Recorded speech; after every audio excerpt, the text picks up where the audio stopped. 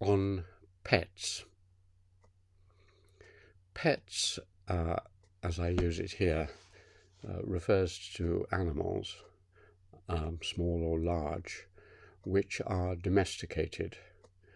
We have wild animals and we have animals that we use for agriculture and so on.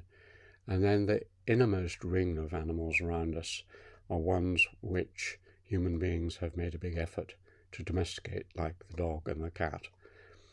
And you can, of course, try to and imagine you have domesticated almost anything. I'm sure there are people who domesticate snails and slugs, and certainly any kind of bird or frog or whatever can be regarded as a pet if you bring it within the circle of your own life and treat it in many ways as a kind of human being, as a friend or relative, something that is not just apart from us, but is part of our very substance. And pets and pet keeping have always interested me because it's been observed by many countries when they look at the English that they seem to have been historically absolutely obsessive pet keepers. When I went to Nepal, when I went first to China and also to Japan, one of the absences there were really pets. You have, in Nepal, you have dogs and cats, and you feed them a bit, but they can hardly be regarded as pets. They're useful, or they're scrounging around, but they're not domesticated in the way our pets are. They don't come and sit in your living room, and you don't take them out for walks and so on. Now, this custom of keeping pets, which makes the pets terribly close to people, I've observed it in myself. We used to, when I was growing up, we had a lot of pet dogs, and I became very fond of these different collies and other dogs.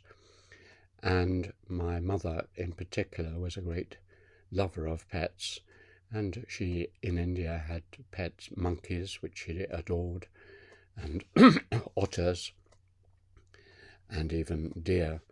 And when they died, her distress at their death was terrible to behold. I mean, it was as if a child had died, because she'd invested so much into this pet. And if you look around your neighbours, your countrymen here, you see how very, very close people often are to their pets. They are probably as close as anyone except their own maybe children and parents.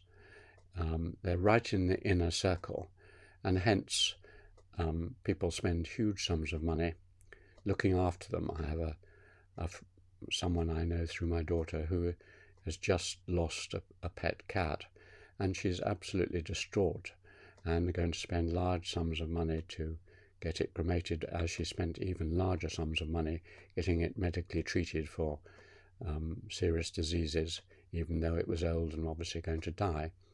So we pay huge attention to pets, and as a historian and anthropologist, I often wonder why it is that the English, unlike most nations which treat animals and so on as useful but not as effective, close kin, why there is this difference.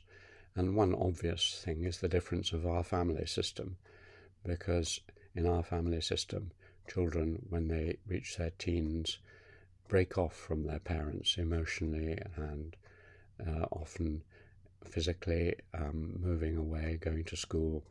And so parents are left on their own without their children close by or effectively close to them very often. And particularly into old age, pets are become increasingly important for widowed people who are living alone, obviously. And so our lonely, individualistic kind of family system means that we bring in, as it were, relatives in the form of pets when our own children, and it has been observed that the English sometimes, it's been suggested, treat their pets better than they treat their children, and indeed the Society for the Prevention of Cruelty to Animals was founded some decades earlier than the equivalent for children. So the English really love their pets, invest a huge amount into them, spend vast sums on food and meat and other things. And if you suggested, for instance, that we could cut down the global warming a good deal if we gave up some of our feeding of pets, there would be absolute outrage. So I personally am very happy to have a pet, but I know people, including my wife, who are less keen.